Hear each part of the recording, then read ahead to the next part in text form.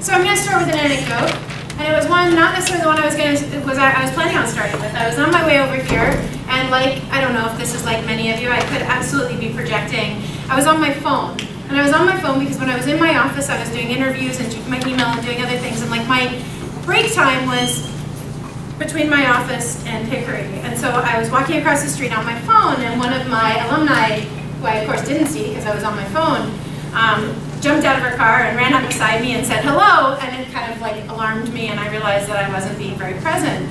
And she said, I turned notifications off on my phone so I could have better balance. And I was like, well, that's really funny. I'm on my way to talk about work-life balance. And like everybody in my life right now, when I said that I was doing this, including my dean, they laughed at me.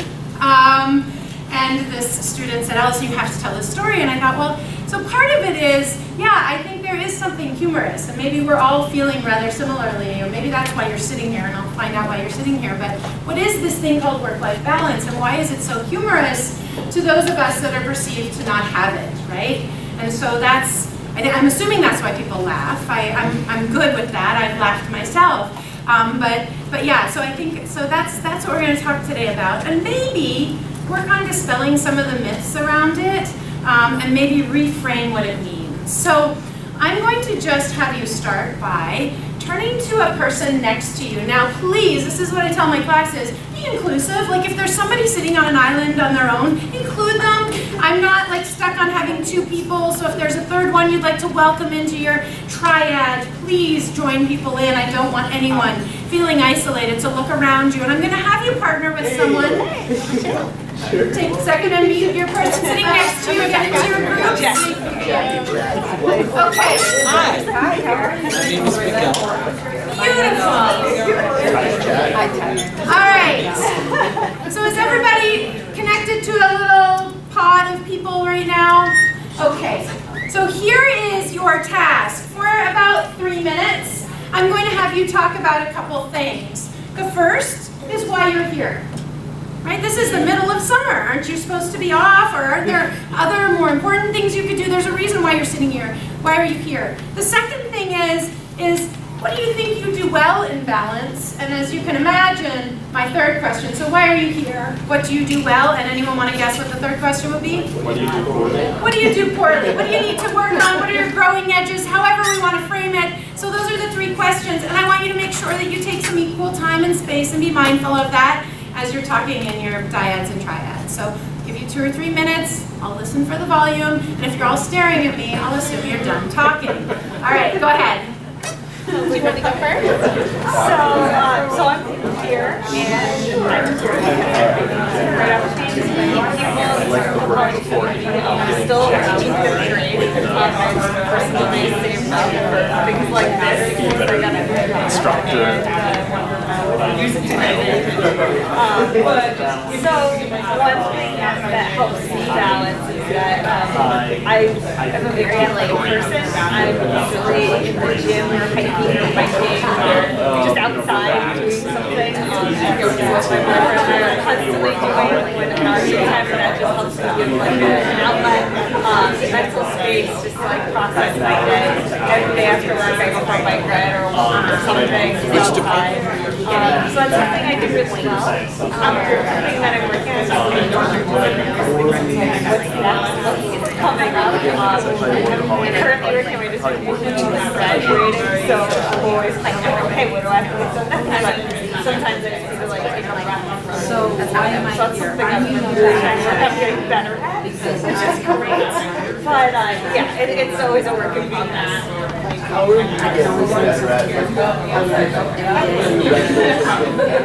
Right. So my boyfriend called me out. He's your voice. It's just take it up. So we're always what I do is the phone in my when I go out, go on a walk, something behind listening to music while I'm doing something helps me just kind of focus on everything like that. Distancing myself to my to-do list and just kind of how to get out that. So things like that, and just noticing what I'm eating at the restaurant, and not what am I doing afterwards, and just kind of sitting back, taking but just something that I've gotten to do. It's just like, you know, it sounds stupid, but it's like meditative because I was doing Tai Chi for a little bit. And that's what I mean, like, which is something that was totally out of my comfort zone. Usually I'm just like kickboxing classes. Yeah, so that's been helpful. Yeah. Sure. At the Northampton Athletic Club, I live in Florence, so it's kind of like a perfect place to like take this class. Yeah. Like you teach tennis or you pitch tennis? Oh, I used to play tennis too. It's awesome. Yeah, I went to college. I grew up in Hatfield. He didn't have a time, so I played with him.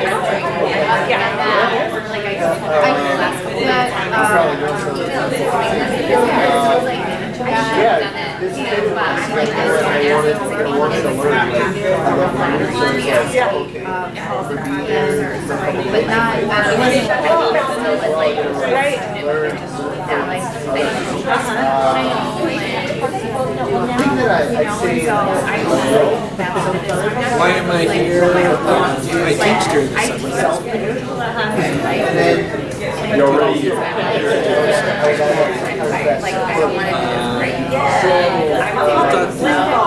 The subject area is interesting. What do I do well? So I have this dilemma, and I don't know, maybe it's because this is my I'm not sure if I understand what you're talking about saying. Personal life, like you were saying. So I think that's those are the two big main. What you do for money, you know, like personal betterment, enjoyment. Spirit, my body, right? But training, I was thinking about this the other day.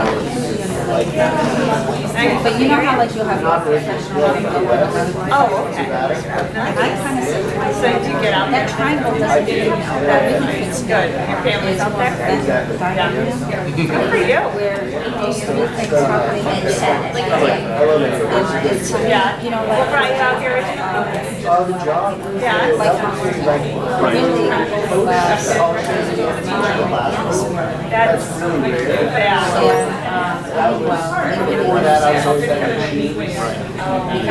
Brings the body now up. full world to combine. exercise. That's great. Nice. Springfield now? All that makes you feel good. All right, Does that make sense? so I think it's interesting. I'm going to hear from a few people. Definitely don't need to hear from everyone, but a few people want to share why you're here. It may be related to the other two questions I asked. What are some of the reasons that folks are here? I kind of talked about how being a junior faculty, there's this expectation to say yes to every committee and every research group, and this chase for tenure. So trying to get some ideas on how to maybe learn to say no when I can, and find the areas of balance that may be available to someone who's on that quest. Yep. Thank you. Go ahead, Lisa. I think this year has been particularly challenging for me as a student, an employee, full-time employee, but also as a student and grad student, as well as being present in my family and my relationship. And so trying to manage all of that in one full-fledged year and then now kind of winding down. During that course of the year, I learned to say, I kept saying yes to a lot of things, to a lot of committees, and trying to be committed to the work that I do here on college campus, but also trying to be mindful of my time and self-care. And so now that I'm winding down towards the end of my grad program, I'm finding myself like, ooh, I have a lot of time, I can join things, and I'm like, Kelly, just appreciate the moment, just be and be present. So I think with this workshop in particular, I'm hoping that I can just kind of be okay with not having other things on my plate, but also keep learning, keep benefiting from all of that. Thank you. Liz and I both love you, Allison, so that's why we're here. Thank you. We too struggle with work-life balance and saying yes and that sort of thing. So we both recently received promotion or tenure in promotion. So that's very exciting. We've never been on a 5-year substitution now. Cycle. Probationary period. Probationary period of 5 years. So that was new. But what I really liked what Liz said was really, you talked about not only balance, but being in rhythm. And what she said was she went to a workshop, and this was very profound, and I really liked it, of not being overwhelmed, but getting too whelmed. So I really like that, being whelmed, as opposed to being overwhelmed. And prioritizing what's really important. Yeah, I like that word. Pretty representative. So is there anyone here, like I'm just going to ask you generally, the other two questions were, what do you do well and what do you struggle with? But I'm just going to have you on a show of hands, 5 being like, I rock this work-life balance, I have it together. 1 being, not quite at all, no way. When you announce that you're doing work-life balance thing, people laugh. So where would you be, everybody on show hands? Okay, 2, 3, 1, 2. Okay, beautiful. So 3s, you're feeling like you're kind of managing, but there's days that probably aren't so good. It's seeing that stuckness, and anyone below a 3 would be in what the failing percentile. And that's actually what I learned, as I was coming together with this and sorting through, when you asked me if I would do this, I said, well, I don't know that I have the same perception as others. Definitely not of the folks that tried to mentor me when I first came to the college. I think I was always accused of being out of balance, or people would want to take care of me and tell me not to take more on, and I always felt frustrated that there were assumptions being made about me, and I struggled with that. And so as I was trying to reconceptualize this idea of work-life balance, I did a little bit of research. And I found that most of us actually feel like we fail at it, and we fail at it for a couple reasons. The first being, it is completely on the binary, right?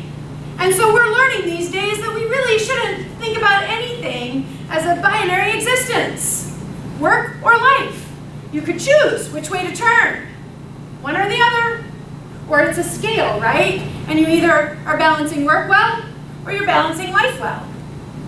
It's kind of a bit of a setup. And so no wonder 3/4 of you in here, if we were to convert 5 to a grade scale, most of you feel like you're failing at this work-life balance thing. But you're sitting here, and you're generally content people trying to sort through how to navigate this. So the other thing I found is that we actually, the idea of work-life balance is the assumption that work, career, and business is on one side, and life and family and health are on the other side. Again, interesting balance, right? So when we hear about work-life balance, we're like, we can either do these things, or we have to try to figure out that they are on separate planes, right? And we're trying to navigate it by hanging out there in the middle. And last I found, because I was having too much fun, this is also how the internet perceives work-life balance, because I had to throw something in there that points out men get to balance work and fun,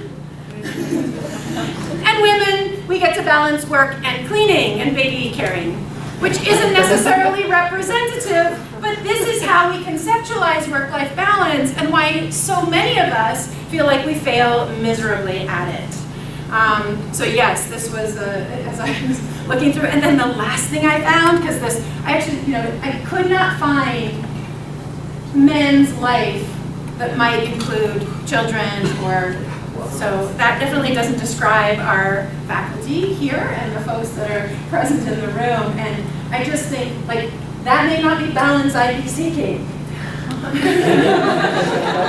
You might want to talk to my partner about that. So yeah, none of it necessarily fits, and so there we go. That's what we're striving for, and that's why we all feel so incredibly successful at it. The last thing is everything, there's hacks. so you can become a work-life balance hack, and you can figure out ways to shortcut so that you can like at least pretend that you achieve, because hacking means you don't really do it, you just act as if you do. And does that feel better if you're acting as if you've got it figured out, or does it feel like you just found some corner to cut and a hack in doing it? And I actually didn't read these because it's less relevant, but you know, this is about hacking our way through it. And I don't think any of you are here because you want to find a hack or a shortcut. I don't think any of you are here necessarily because you want to learn what you do really poorly or that you're a failure at work-life balance, but you're here as we try to sort it out. And so as I was thinking more about it, I thought, is there a different way? And this is something I've been conceptualizing probably since I started in higher ed.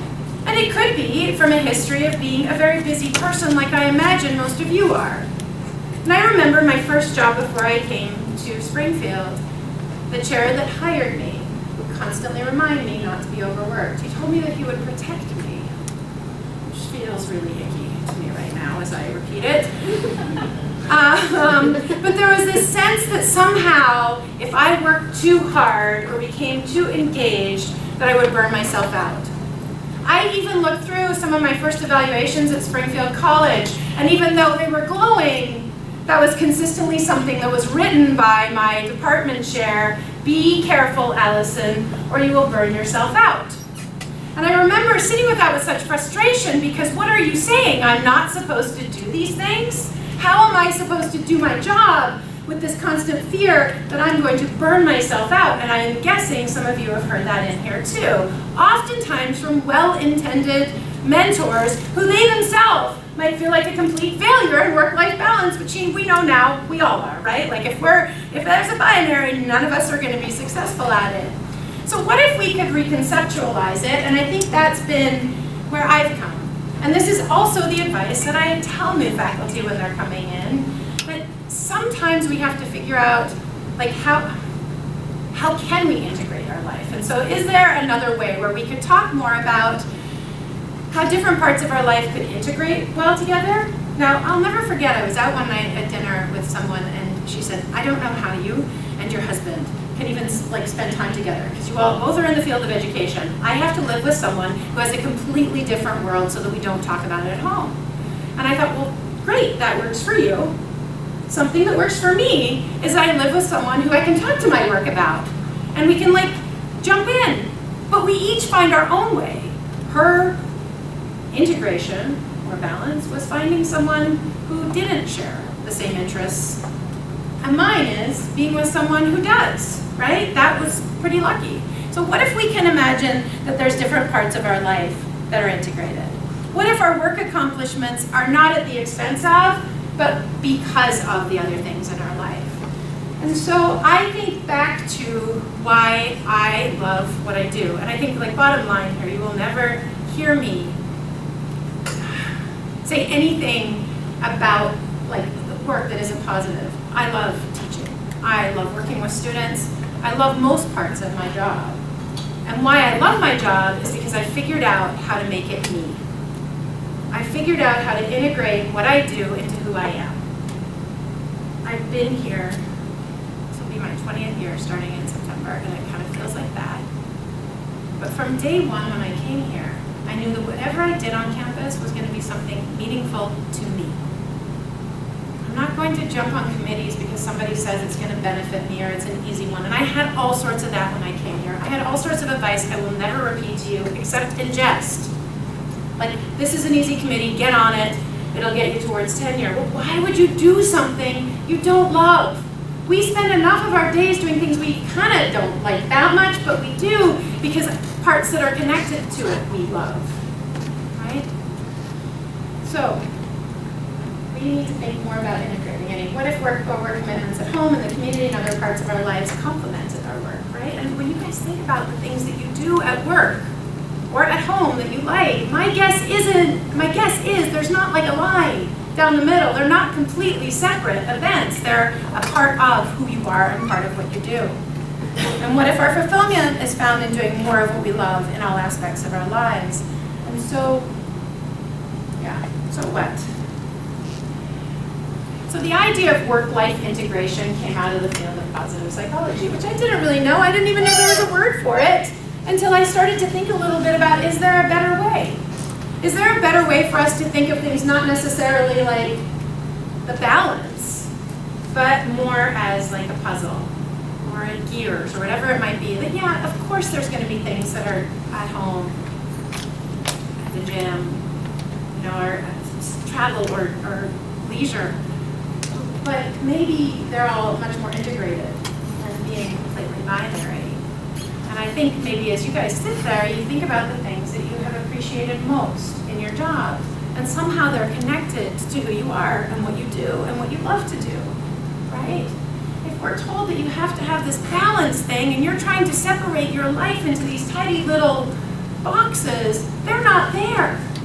So you're going to constantly feel like a failure. I mean, how many people in here have felt like they've completely failed? You're trying to do too much and you don't feel like you do anything well, right? You just feel spread way too thin.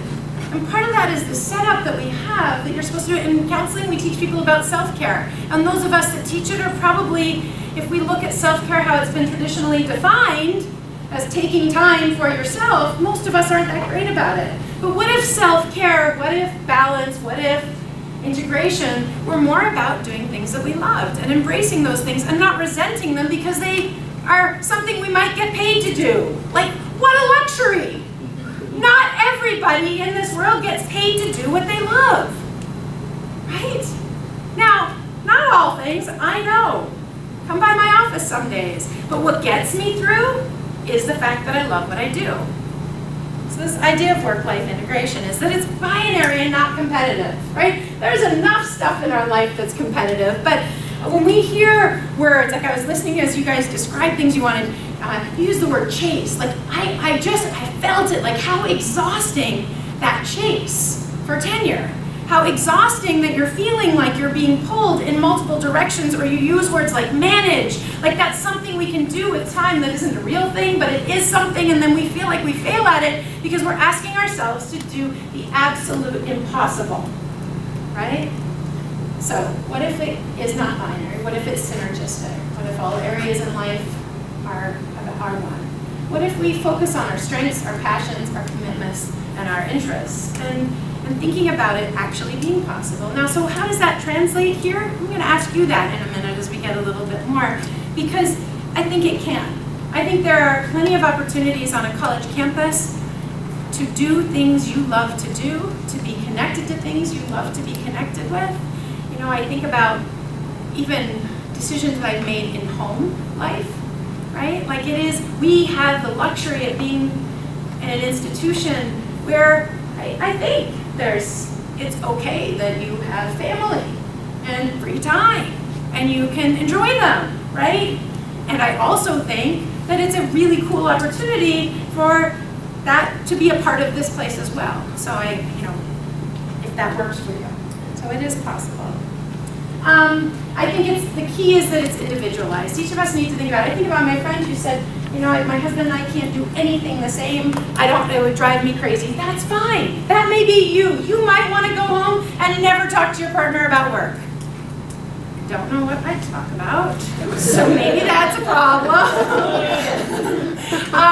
But we have I live with a person who is in education, not in this education, but we live relatively parallel lives in the work that we do, and we share the same passions, and I feel really lucky about that. But that works for me. It may not work for everybody. It's absolutely strengths-based. So I wish I could say somebody told me this, but I think I just sorted through it as I was so, I'm very, I'm like an empath, is that right? So I feel things. And I remember when people would tell me don't overwork, don't get burned out. I'm like, it just was so unsettling. Physically, it felt awful. That one, people were telling me what to do, but no, what not to do, not what to do. And two, it didn't align at all with the way I viewed the world, right? For me, I had to figure out a way to integrate it. And so for me, I thought about what my strengths are. What are things that I am really good at? What are things I'm not good at? Probably want to stay away from those things. I'm not particularly, oh, I shouldn't say this, I'm a department chair, detail-oriented, as Shelley knows. You know, I'm a big picture thinker. I love change, I love to move things through, but it's like learning about those things. So sitting on a committee where we're like playing with words would be like somebody, I can't quite, I just would be like pulling my fingernails off. I would not put myself there. Now, if I can be, most of my work on this campus has been the lecture, being on committees that are kind of change agents, being somewhere where we get to envision new ideas and stuff. And there are people here who their strength is to be detail-oriented, to wordsmith, to hammer out those details that aren't my strength at all. So think about what your strengths are and find things that you do well. Do not set yourself up to do something you don't do well. It's a nightmare, then that's not balance. That's usually when you feel burned out. When you're doing something that you're constantly wondering, and believe me, I know there's faculty and staff and all sorts of folks in this room. I think all of us have that shared experience that, well, I don't know, maybe I'm projecting, but I still think people are going to figure out that I shouldn't be here, that I don't belong here, and that I don't know anything. Is that a shared experience? Okay. So this is, why would I set myself up to be in a situation where I'm constantly fearing that I'm not going to know how to do something, right? There's plenty I know how to do and know well. I'm not saying don't push it, right? But there are lots of opportunities to think about. So this gets to what Elizabeth had talked about, that sweet spot, right? So I also believe that we have to find that space where we're perfectly challenged and perfectly uncomfortable, because then we're truly alive, right? If we're just moving and going through the motions, there is just like I don't know if it's a deadness, it's a little existential, but we're alive when we're in some state of anxiety. We're alive when we're in some state of dissonance. But if we're just passively floating through, we're probably not going to be finding rewards or benefits from what we do. So that sweet spot is finding that place where you're perfectly challenged, where you're whelmed, not overwhelmed, right? And then I think the other piece of this is accepting that paradox, right? So some of my students will ask, like, how do you know about self-care? How do you figure out boundaries in counseling? And I'm one of those people that says you usually learn because you make a mistake. If you are bumping up against that line, if there is a line, even though it might be really blurry, you're probably exactly where you need to be. The paradox is, if you're there, if you think you're there, you're probably not. And if you're working to get there, you're probably exactly where you need to be. It's like, you know, you have to be on that treadmill. You have to keep moving to stay in that space of work-life integration. So it takes work to be there, because if you're passive about it, chances are you're not necessarily integrating. It's not natural, it's not celebrated, and oftentimes it's laughed at. I'm learning. All right, so I'm going to have you, now that you have your groups, you guys have chit-chatted a bit, I'm going to have you jump back in. And I'm going to have you, oops, that's not where I wanted to go. I'm going to have you answer a couple questions. The first being, what do you think your strengths are? So I gave a couple examples of mine, but they're definitely not to, like, you know, tell you to draw a red flower. Your strengths could be anything. You know, it could be relation-oriented, it could be whatever things you think you're good at. What are your strengths, right? And so that's the first thing, answer what your strengths are. And then how would you know if you're in that sweet spot? Some of you may not be able to answer that, but have you been there? And if you have, how do you know? Okay? So one's very concrete. What are your strengths? And then the second piece is about that sweet spot, or how would you know when you're whelmed? Okay? Go ahead. I'm going to listen to your volume and I'll check in.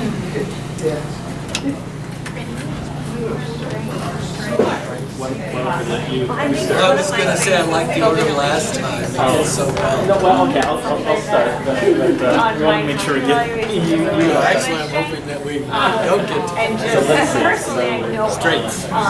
because it's a mutual thing. And I think that's how I feel the sweet spot, is that when it comes to relationship building with my students, I can always feel like I'm back. they show they care about me because I show I care about them.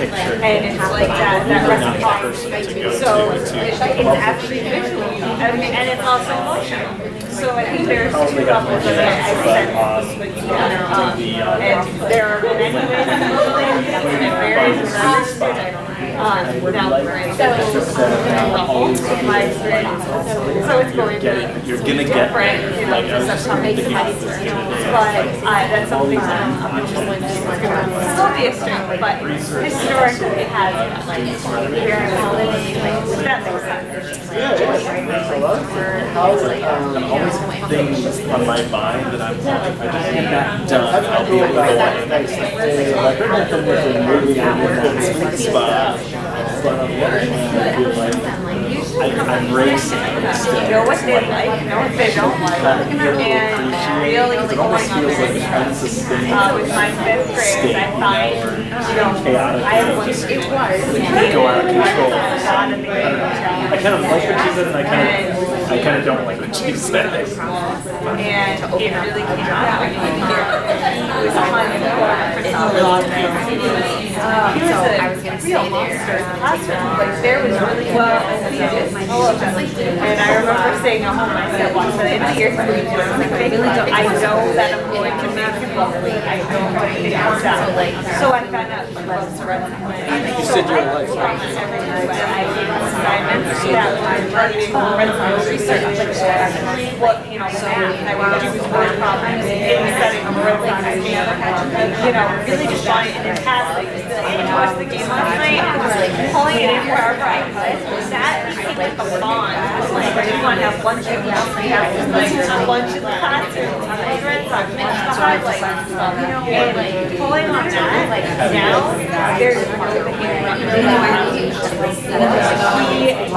was nothing to wake up. He and his mother came out. That was a change. And even though people tried to just because the teachers have been having a they're just So I guess my and I couldn't even hear that. Yeah, exactly. He was constantly. And I said, I feel like there's something else going on here. And then I found out his dad versus home dad. That type of him. There's backstory. No one knew. So, and that's like, came out of that. So I remember him saying, like, can you come in our this? And we were able to talk about it. He went, and I didn't see that coming. But so that was cool. So really, pulling out that. Yeah, I actually purposely did not bring my laptop today. I did not. Perspective on the world. I want to be I'm not distracting.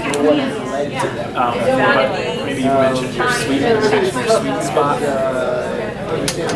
I think every time I had to Right. Yeah, 22 at a time.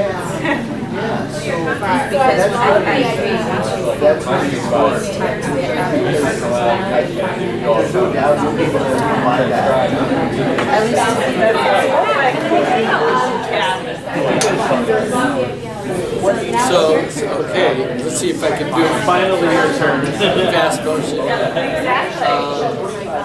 So all about that my emotion. strength is my absolute commitment to working with disintegration.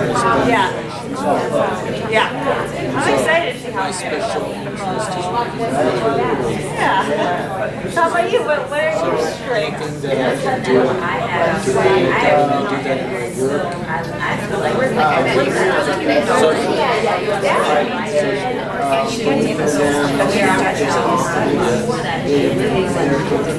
Yeah. Motivating. Yeah, I can see that, especially in coaching. You So then to answer what you said, does it ever end? I think it does become easy. And so, though it sounds like all of us are at the same place.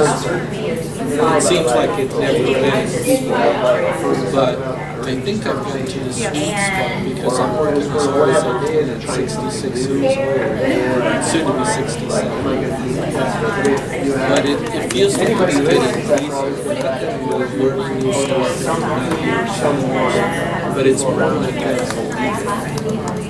not an acceptance, I'd say it's negative, but it's a realization The person who is through all the peaks and all the valleys, that's what matters. It's also When you just the strongest relationship you've gone through enough. that's what matters. Is when you're at your darkest, who's there, and then Manage is a bad word in some sense. Like, it's powerful stuff to think about. It is. you can almost anticipate at this point in your life, even though it's new, even though it might be a new thing, you can kind of anticipate what challenges are going to be harder. well, I kind of do feel like I'm an elder of sorts. So I don't know if that implies wisdom, but I like your interpretation. Had struggles that they said, okay, I'll do whatever you need to let me know. But most glad to hear from us. Once you're that, like, it shows, okay, you're proficient there, and that's in my dad, my brother, you know, I've got my boyfriend in my darkest time, and he never left my side, and now I've rebounded, I have a new job. So it's like, I'm good. I have finished my negative, and all this is all coming together, and if that chord is like there, you know, you know, right, the dedication in there. Metaphor both, I think. That's really high. It's been quite a, And that's, I get that. it's gonna be quite a chapter. So now you have to go to your 67 to get to I do. just hold on long enough. Another 40 years. You'll be happy for other reasons by making that far. That's a pretty big I'm climbing out of the hole. Been alive at 67. But yeah, Quality of my life. definitely true that you see. 67.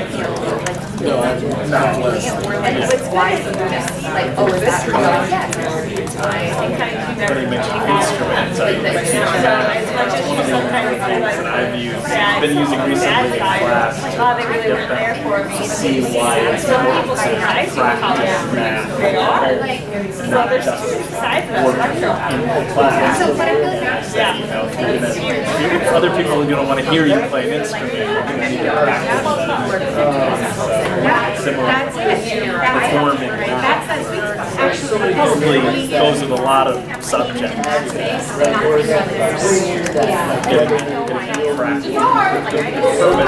So much easier. Practice a long time. Not like the real thing. Now it's time Forget the to practice. perform.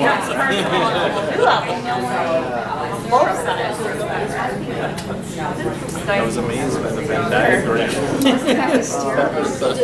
Sorry, turn around and look at you and say, All right. I didn't see it at the time. No, I know. I'm going to check in because I'm hearing really good conversations and you all have heard about all I'm going to say. So I'm going to hear from you and we can learn from each other because I think there's lots and lots of good ideas in here that kind of came out of the conversations. And so just groups could share kind of either where their conversations went or what ideas came out as you were talking about either your strengths and or that sweet spot. So who would like to, or ideas that they figured out to kind of challenge this idea of balance. What were some of the things you talked about? You're all talking, so just looking at me like someone, thank you. So I'm thinking about integration. One of the, as you mentioned, when you're a new faculty member or new to whatever, people give you all this advice. But I would say the best advice that I received and that has helped with the sweet spot in regards to being a faculty member is what I teach about, what my scholarship is, and how I serve. They are all around the same issues and topics. So then that way, I can say no to this particular committee because it does not align with what I teach about, what I write about, and vice versa. So keeping those three areas centered around the same kind of my own personal philosophy, what have you, has been helpful. So then that way, when I go to this meeting, it will be valuable because it's on something that I teach about or write about. When I sit down to write and or read, it will be of value. It will influence my teaching. I can bring it to the next meeting. So that has been the sweet spot and probably the best advice that I've ever. Well, and I think too, as you talk about it, it's not just they're things that you do well in your study, but they're things that are also meaningful to you Yes. and you're passionate about. Yes. So it ignites that, right? And you mentioned your personal philosophy. So it's not like this is just work stuff. Correct. It is you stuff Yes. that connects, right? It doesn't have to, you don't have to be completely blurry, but there is that important connection that it makes it meaningful and relevant and efficient, which I get cautious using, but there is a reality that there are times when we need to be efficient as well, right? So I love all the feely stuff, but there's something incredibly efficient about that as you're in that chase, right? Other things that folks share, thank you, Stephanie. Just going off of the notion of advice, the best advice I got as a student starting my professional career was to look for workspaces that are culture fit, because you can do tasks anywhere. So you might do the tasks that you envisioned yourself doing or that you enjoy, but if you're doing them in an environment that's not a culture fit, you're never going to thrive and you're never going to like what you do, as opposed to doing new tasks that you may not have envisioned for yourself, or developing new skill sets that you may have in the past said, I can't do that, or I don't know how to do that, or that's not my discipline. But if it's a culture fit and you have mentors that are going to encourage you and you're in a workspace that helps to develop and grow you, then you're going to thrive no matter what you're doing. So I think the notion of doing the best at whatever you're doing is dependent upon where we put ourselves to do that. So if you identify kind of thematically or not, I think a lot of it has to do with doing it in a culture that suits you, because to me that's the key to work-life integration. Like if you're in a culture that allows you to thrive and develop, you're going to be a happier professional and you're going to be a happier human person beyond that. Yes. Yeah, absolutely. And so sorting through, how do you identify that culture? Is there a way to create it? Have we misread the other culture, right? And so I think about my first few years here, I just decided to put my earplugs in and tune it out and create my own culture, but I had the luxury of doing it because there was enough space elsewhere on this campus for me to find that place. So it's finding that balance. You're exactly right. And that makes a difference between tasks, as you said, and things that you are actually going to learn from and benefit doing. Thank you. Other things that folks talked about. So how many of your strengths align with your passions? Talked a lot about that. How many of you find your strengths align with the things that you care about? If you don't care about anything, just be more thinking about what you care about. It doesn't all have to be the same stuff. But what we do sure as heck should be meaningful to us. We have to tap into that. It can't just be that we slog away at work all day and then try to figure out what we love to do in the evenings, right? And there's days that might be like that. But if we're having both of those met the majority of the time, it's easier for the slog on those days that don't feel so good. What other thoughts did folks have as you shared it about your strengths? Or that sweet spot? So I kind of liked what you said about the sweet spot, having being in a state where you're always kind of looking for the next step, and I find myself in that place where if once the end of this project happens, then I'll be able to do such and such, or I'll be able to kind of look back and kind of have a satisfaction kind of feeling. But in some sense, I never feel like I have that. I never feel like I'm able to kind of look back, or even like I've heard, like being in the moment or being in the present, right? And so part of me is like, I agree with that being the sweet spot, and so therefore maybe I'm in the sweet spot. But on the other hand, it seems a little chaotic too. Like it could be kind of go out of control in a sense. Well, you're probably right on the edge of that. Right. And yeah, well, maybe that, yeah. And I think that's the challenge, right? And maybe that is getting it back into that idea of, well, hopefully you're on the edge of it to a point where you can find some calmness in it eventually, right? But I think the difference between us thinking about it being in a balance, like if anyone, I have a master's in PE, and I remember being on like the stabilometer as one of the novel tests and assessments, and that being like, that's how the balance feels to me. And like you're constantly, or if you've ever been on a boat, is it a boat ball? Yeah. Same thing, you're like right? So that's how it could feel. That's that chaotic feeling. But what if we just kind of stepped off that balance, right? And we're able to kind of rebuild it in a way that didn't feel so binary, that felt like it was about fitting pieces together. Not everything fits all the time. But so it's like, I know I'm changing the metaphor a bit, but that imbalance does feel chaotic. It feels like you're in a constant static state of like tension. I don't like that either, right? But I do think, I'm guessing most of you are here because you're more tense than less most of the time. You're not seeking passivity, right? You're seeking productivity, but more like your Engagement. Engagement, yeah. Like none of you want to be bored at work. Maybe you do. But I don't think that's why you're here. And I think part of your struggle, why you chose to be here, is that you tend to be people who are always moving. So how do we find comfort in that movement rather than thinking that somehow we're failing when we're there? So I don't know. Yeah. I think that also ties into purpose. So think about, especially for me, like graduating, getting my degree and being in this position for going on 3 years, I'm like, well, what's next? What do I do next? How can I prepare myself more? And so this year, and I think at this point, when I'm near the end of my program, I'm like, it's okay to just be and to just do, you know, and see where life takes you. And I think that purpose, and I struggle with that too. So that's finding that work-life balance and that balance, chaotic feeling. Well, there's also that difference between doing and being, right? So we can be and be curious and be and have inquiry, but we don't always have to do. It's like my students will call, I've got 4 degrees and I want another one. I'm like, how about you just be? You can ask questions, you can read on your own, you don't need another $50,000 of debt. I don't say that, there's no admissions people here. But being is an okay thing to do. It's that being and doing. We don't have to do something to stay curious, to stay motivated, to keep growing. Elizabeth, your hand popped up earlier. Yeah, well, I was thinking about the sort of chaoticness, and I kept using the word precipice as we were talking about this, and I feel like I'm always on the precipice, but I don't think it's always that tense or anxious for me. I think when it gets to that tension, anxiety, that's actually, I appreciate that, because that's when I start saying no. That's when that 6 peer-reviewed journal article comes in, and I'm like, you know what? I know I'm on the editorial board, but I'm not doing this one because I'm not interested in it.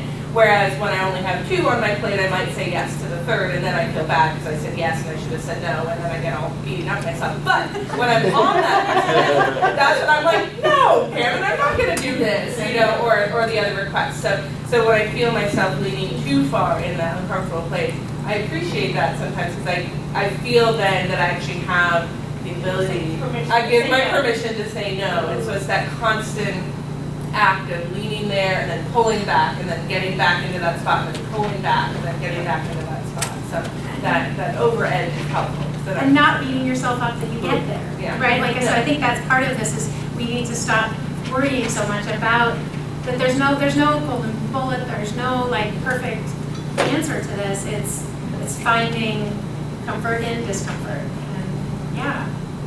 And any other thoughts or comments about that? Okay. Do I have anything else here I wanted to? Okay, so I want you to ask yourself, these are the questions you have to ask yourself as you do this and you sort through it. And this, I mean, Elizabeth, you nailed it. There's going to be times when you'll do something that may not be completely meaningful because you have the space in your world to integrate it in. But I think that's exactly right. When you get full, that's when you're able to decipher what is most important to me. What am I going to learn the most or get the most from? So how do I find meaning and fulfillment? What do I like to do? What do I want to learn more about? And how can I make meaning out of this? And I think that the last one might be like when we're stuck doing things that we don't absolutely love to do. What can we learn from it? What can we take away from it? And I know that folks in here spread the range of time on campus. And some of you are tenured, some aren't, some of you that's not even the realm of what you do. But I think part of this integration is also about staying alive in our job. And if I hustled to get tenure and then I thought I was done, I would be miserable. And so I think it is. It's also this like, how do we continue to stay alive and engaged and curious and doing the work that got us into this place in the beginning. And I think it is about living, right? So what we do in our work should be meaningful in some way. And when it's not, how do we find meaning in it? So it doesn't just feel like you're out of whack for no reason at all. Yeah, so you have to be authentic and clarify, and I think that's part of it. So thinking about that passion, that authenticity.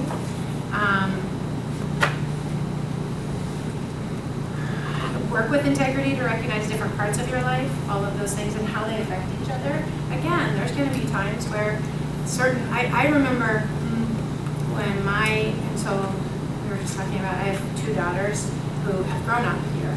I think they've been to every imaginable sporting event and play or whatever has been going on, and they just both graduated from college, which is absolutely unbelievable.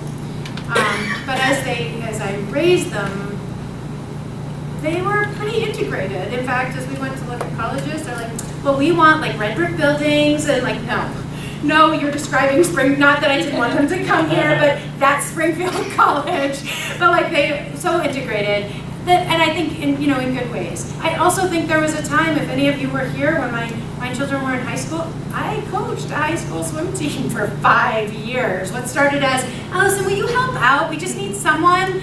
And somehow, I look back now and I think, how the heck did I do that, coach soccer, coach swimming, run a program with all these students? But you do it because that was what my life called for at that point in time, and that's what made it was fully integrated. I learned more standing on a pool deck with kids from the Renaissance School than I probably was going to learn sitting in my office at 3 o'clock every day. And how could I integrate what I was doing there into the work that I did here? I think it was fitting it all together.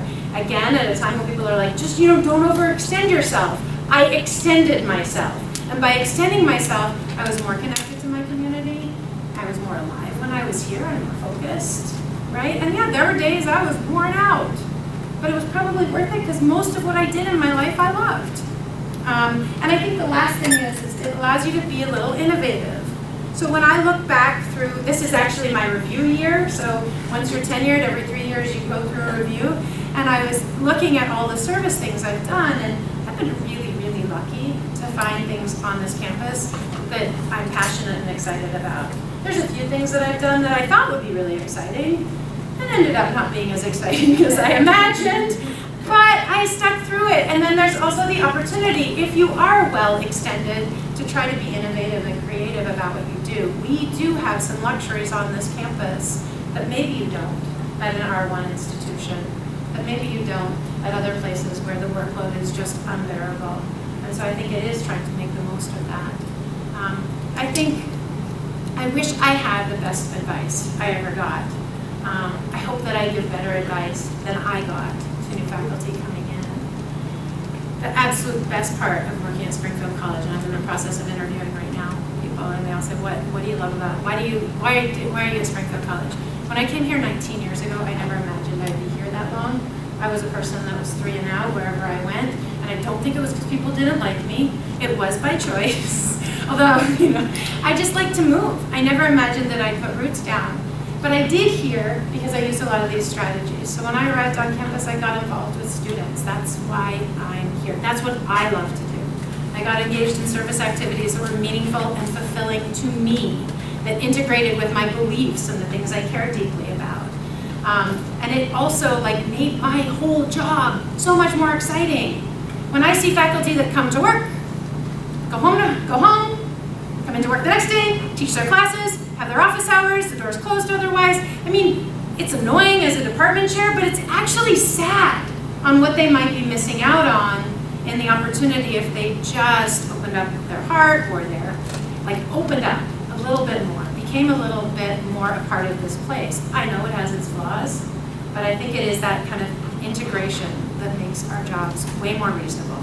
There's no question I would have been burned out if I only did what I was told. So all these people telling me what to do and warning me about being burned out and protecting me from it, had I done all they'd said, I wouldn't be here. There's no way I'd still be here.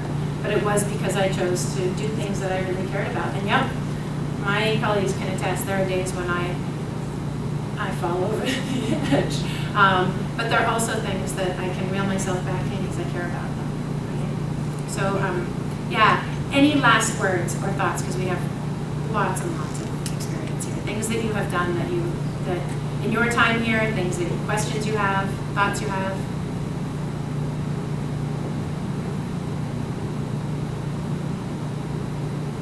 I mean, newer folks have questions. I have a comment. Yeah. So, the very first summer I was here, you were a trainer. You were doing universal design. And this good woman, who's with Professional and Continuing Study, said that she's committed to lifelong learning. And that's one thing. So the fact that you keep doing this over and over, I appreciate it because I'm a beneficiary of this training, this education. Thank you. Well, and I remember you were your first year on campus, and that idea that I got to do that. That was one of those things that, so it might be too much on your plate, but I cared about it, and it was fun, and I got to meet people and connect. And I think for me, it's about relationships and community, and if I can do that in my work, then it's all worthwhile. Right, thank you. All right, well, anytime anyone says work-life balance, remind them it's not a binary. Let's change our language. If we can change our language in other aspects of our life, let's change our language in this. You're setting yourself up to fail, and let's stop being so hard on ourselves. So it's integration. How do we integrate? However you do that. Good luck, and thank you.